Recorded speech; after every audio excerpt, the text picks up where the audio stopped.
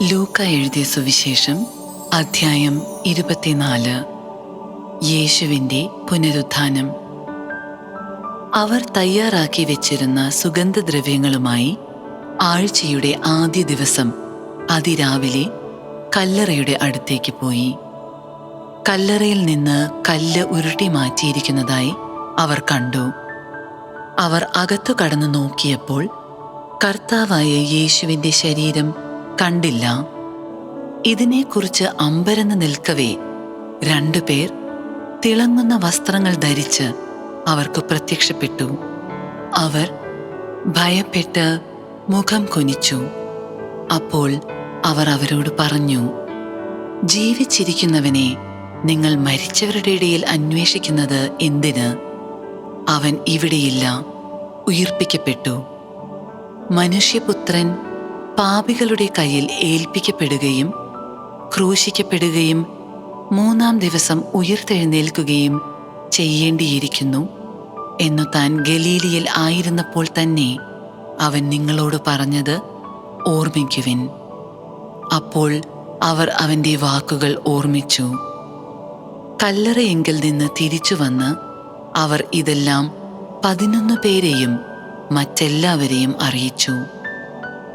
Magdalene മറിയവും യോവാന്നയും യാക്കോബിൻ്റെ അമ്മയായ മറിയവും അവരുടെ കൂടെയുണ്ടായിരുന്ന മറ്റു സ്ത്രീകളുമാണ് ഇക്കാര്യങ്ങൾ അപ്പസ്തോലന്മാരോട് പറഞ്ഞത്. അവർക്കാകട്ടെ ഈ വാക്കുകൾ കെട്ടുകഥ പോലെയേ തോന്നിയുള്ളൂ. അവർ അവരെ വിശ്വസിച്ചില്ല. എന്നാൽ പത്രോസ് എഴുന്നേറ്റ് കല്ലറയെങ്കിലേക്ക് ഓടി കുനിഞ്ഞ് അകത്തേക്ക് നോക്കിയപ്പോൾ അവനെ പൊതിഞ്ഞിരുന്ന തുണികൾ തനിയെ കിടക്കുന്നത് കണ്ടു. സംഭവിച്ചതിനെപ്പറ്റി വിസ്മയിച്ചുകൊണ്ട് അവൻ തിരിച്ചുപോയി. എമ്മാവൂസിലേക്ക് പോയ ശിഷ്യന്മാർ. ആ ദിവസം തന്നെ അവരിൽ 2 പേർ ജെറുസലേമിൽ നിന്ന് ഏകദേശം 60 സ്താദിയോൻ അകലെയുള്ള എമ്മാവൂസ് ഗ്രാമത്തിലേക്ക് പോവുകയായിരുന്നു. ഈ സംഭവങ്ങളെക്കുറിച്ചെല്ലാം അവർ സംസാരിച്ചു കൊണ്ടിരുന്നു. അവർ സംസാരിക്കുകയും വാദിക്കുകയും ചെയ്തു കൊണ്ടുപോകുമ്പോൾ യേശുവും അടുത്തെത്തി അവരോടൊപ്പം യാത്ര ചെയ്തു. എന്നാൽ അവനെ തിരിച്ചറിയാൻ കഴിയാത്ത വിധം അവരുടെ കണ്ണുകൾ മൂടപ്പെട്ടിരുന്നു. അവൻ അവരോട് ചോദിച്ചു, എന്തിനെക്കുറിച്ചാണ് നിങ്ങൾ സംസാരിക്കുന്നത്? അവർ മ്ലാനവദനരായി നിന്നു. അവരിൽ ക്ലെയോപ്പാസ് എന്നു പേരായ ഒരുവൻ അവനോട് ചോദിച്ചു, ഈ ദിവസങ്ങളിൽ ജെറുസലേമിൽ നടന്ന സംഭവമൊന്നും അറിയാത്ത അപരിചിതനാണോ നീ? അവൻ ചോദിച്ചു, ഏതു കാര്യങ്ങൾ? അവർ പറഞ്ഞു, നസ്രായനായ യേശുവിനെക്കുറിച്ച് തന്നെ.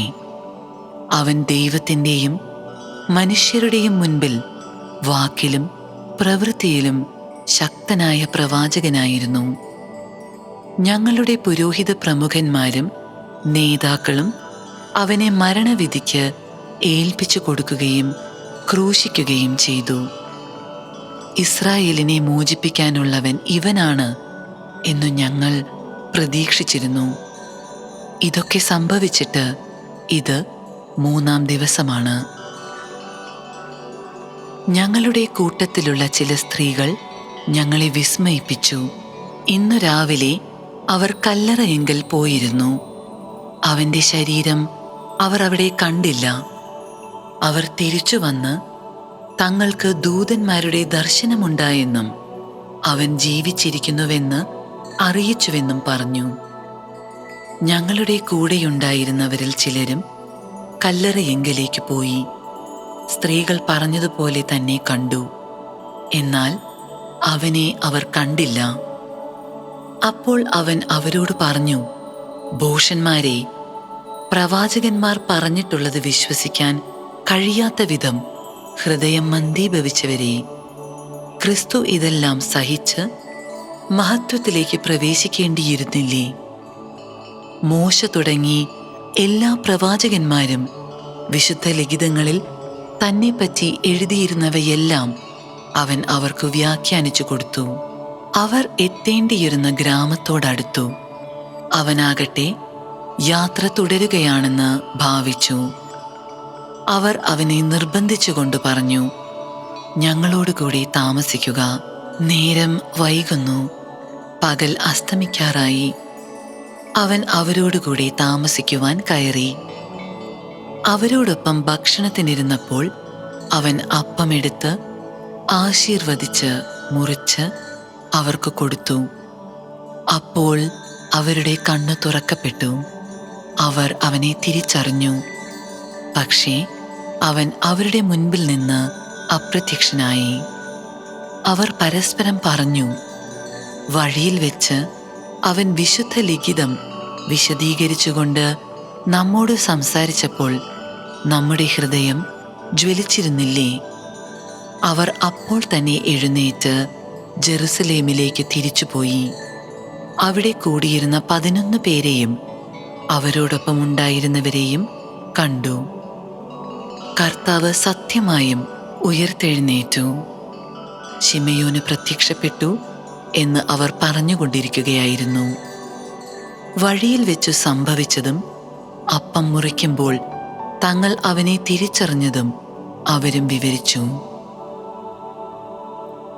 യേശു ശിഷ്യഗണത്തിന് പ്രത്യക്ഷനാകുന്നു. അവർ ഇത് പറഞ്ഞുകൊണ്ടിരിക്കുമ്പോൾ യേശു അവരുടെ മധ്യേ പ്രത്യക്ഷനായി അവരോട് അരുളി ചെയ്തു, നിങ്ങൾക്ക് സമാധാനം.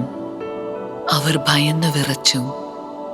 ഭൂതത്തെയാണ് കാണുന്നത് എന്ന് അവർ വിചാരിച്ചു. അവൻ അവരോട് ചോദിച്ചു, നിങ്ങൾ അസ്വസ്ഥരാകുന്നത് എന്തിന്? നിങ്ങളുടെ മനസ്സിൽ ചോദ്യങ്ങൾ ഉയരുന്നതും എന്തിന്? എൻ്റെ കൈകളും കാലുകളും കണ്ട് ഇത് ഞാൻ തന്നെയാണെന്ന് മനസ്സിലാക്കുവിൻ. എന്നെ സ്പർശിച്ചു നോക്കുവിൻ. എനിക്കുള്ളതുപോലെ മാംസവും അസ്ഥികളും ഭൂതത്തിന് ഇല്ലല്ലോ. എന്നിട്ടും അവർ സന്തോഷാധിക്യത്താൽ അവിശ്വസിക്കുകയും അത്ഭുതപ്പെടുകയും ചെയ്തപ്പോൾ അവൻ അവരോട് ചോദിച്ചു, ഇവിടെ ഭക്ഷിക്കാൻ എന്തെങ്കിലുമുണ്ടോ? ഒരു കഷണം വറുത്ത മീൻ അവർ അവന് കൊടുത്തു. അവൻ അതെടുത്ത് അവരുടെ മുൻപിൽ വെച്ച് ഭക്ഷിച്ചു. അവൻ അവരോട് പറഞ്ഞു, മോശയുടെ നിയമത്തിലും പ്രവാചകന്മാരിലും സങ്കീർത്തനങ്ങളിലും എന്നെക്കുറിച്ച് എഴുതപ്പെട്ടിരിക്കുന്നതെല്ലാം പൂർത്തിയാകേണ്ടിയിരിക്കുന്നു എന്ന് ഞാൻ നിങ്ങളോട് കൂടെ ആയിരുന്നപ്പോൾ പറഞ്ഞിട്ടുണ്ടല്ലോ. വിശുദ്ധ ലിഖിതങ്ങൾ ഗ്രഹിക്കാൻ തക്കവിധം അവരുടെ മനസ്സ് അവൻ തുറന്നു. അവൻ പറഞ്ഞു, ഇങ്ങനെ എഴുതപ്പെട്ടിരിക്കുന്നു, ക്രിസ്തു സഹിക്കുകയും 3-ാം ദിവസം മരിച്ചവരിൽ നിന്ന് ഉയിർത്തെഴുന്നേൽക്കുകയും ചെയ്യണം. പാപമോചനത്തിനുള്ള അനുതാപം അവൻ്റെ നാമത്തിൽ ജെറുസലേമിൽ ആരംഭിച്ച് എല്ലാ ജനതകളോടും പ്രഘോഷിക്കപ്പെടേണ്ടിയിരിക്കുന്നു. നിങ്ങൾ ഇവയ്ക്ക് സാക്ഷികളാണ്. ഇതാ, എൻ്റെ പിതാവിൻ്റെ വാഗ്ദാനം നിങ്ങളുടെ മേൽ ഞാൻ അയക്കുന്നു. ഉന്നതത്തിൽ നിന്ന് ശക്തി ധരിക്കുന്നതുവരെ നഗരത്തിൽ തന്നെ വസിക്കുവിൻ. യേശുവിൻ്റെ സ്വർഗാരോഹണം. അവൻ അവരെ ബഥാനിയ വരെ കൂട്ടിക്കൊണ്ടുപോയി കൈകൾ ഉയർത്തി അവരെ അനുഗ്രഹിച്ചു. അനുഗ്രഹിച്ചു കൊണ്ടിരിക്കെ അവൻ അവരിൽ നിന്ന് മറയുകയും സ്വർഗത്തിലേക്ക് സംവഹിക്കപ്പെടുകയും ചെയ്തു. അവർ അവനെ ആരാധിച്ചു. അത്യന്തം ആനന്ദത്തോടെ ജെറുസലേമിലേക്ക് മടങ്ങി. അവർ ദൈവത്തെ സ്തുതിച്ചുകൊണ്ട് സദാസമയവും ദേവാലയത്തിൽ കഴിഞ്ഞുകൂടി.